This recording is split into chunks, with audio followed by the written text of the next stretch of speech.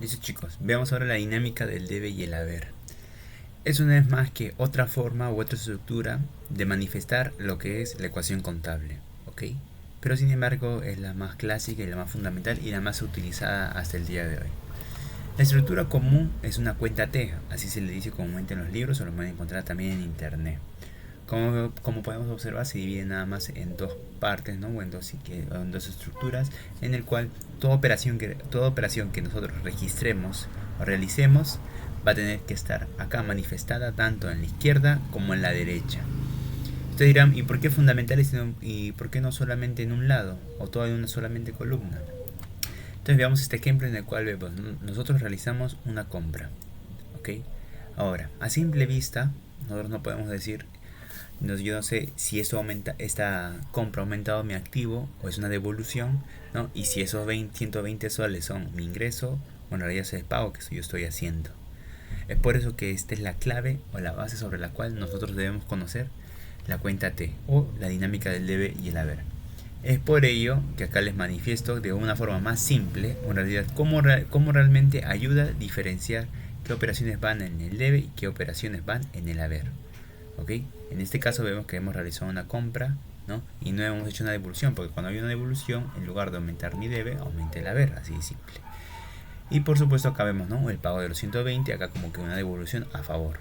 ¿Ok? Ahora, recordemos, ¿no? El debe equivale a la izquierda, el haber a la derecha.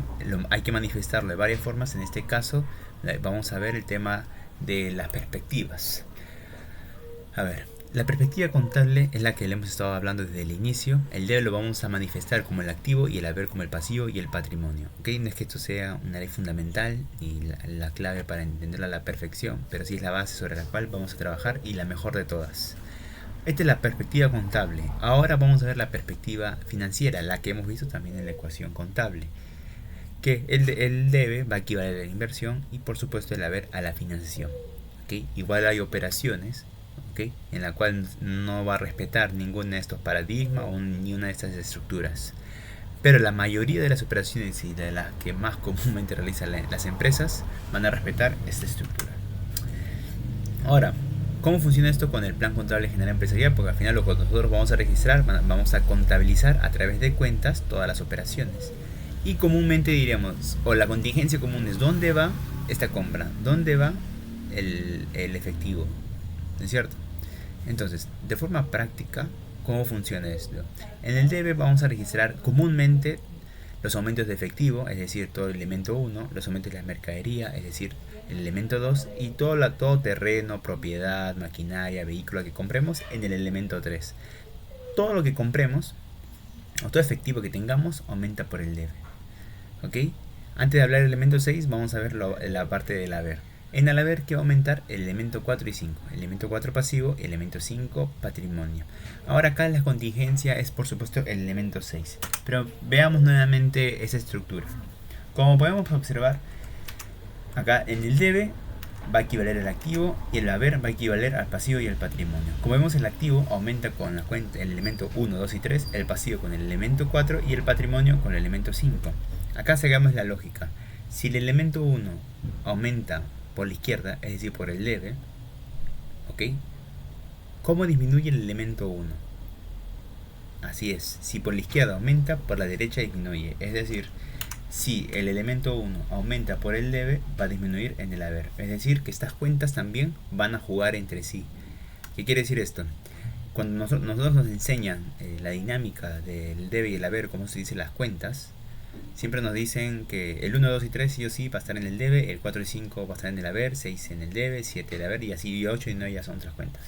Pero acá lo que no nos dicen, o nosotros nos quedamos con la idea de que toda operación que se dé con el efectivo o el elemento 1 se va a dar en el debe, pero no es así.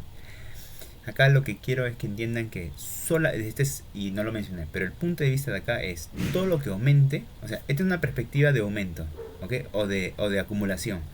Es decir, cuando tú quieras acumular o aumentar, ¿no?, el elemento 1, lo vas a colocar en el debe. Si quieres aumentar el elemento 4, lo vas a aumentar o acumular por el haber. ¿Okay? Para esto hay que recordar que el efectivo, si queremos que aumente en el debe, y supongamos, ¿no?, si tenemos un préstamo, el préstamo o la deuda por dónde aumenta, por el haber, ¿dónde? El elemento 4. Nuevamente acá. Entonces, si sabemos ya que el activo, o mejor dicho, para acumular en el activo tenemos el elemento 1, 2, 3, para acumular el pasivo el elemento 4 y el patrimonio el elemento 5, ¿qué hay del gasto y qué hay del ingreso? Para ello les he puesto esta otra estructura. En el video de la ecuación contable podemos recordar que el patrimonio se puede subdividir en capital, ingresos y gastos, ¿no? O capital más utilidades, pero las utilidades ya sabemos que es ingresos menos gastos. Entonces acá es donde están las cuentas. Vemos el activo 1, 2, 3, pasivo 4, capital 5, ingresos 7 y gastos 6. Pero como estamos observando, el gasto en realidad está disminuyendo en el lado del debe, en el lado del haber, perdón, o en el lado derecho.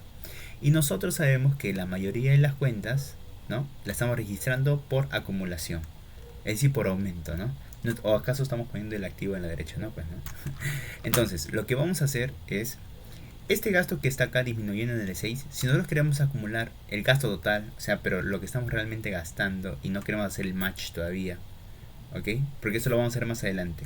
Pero por ahora nosotros estamos acumulando nada más.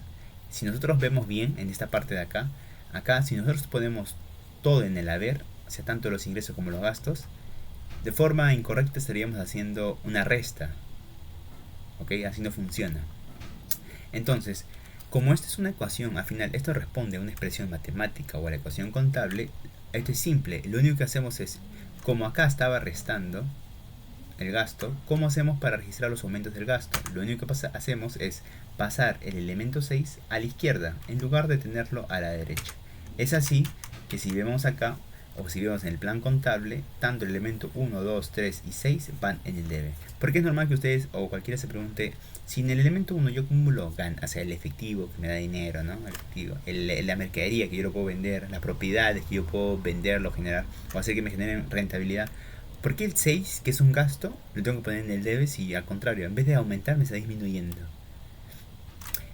Acá hay varias, en realidad, esto ya es más avanzado y hay bastante por ver, pero desde este punto de vista básico, vemos que si bajo la perspectiva de la ecuación contable, el elemento 6, que está en el haber, disminuye, pero nosotros estamos acumulando las cuentas.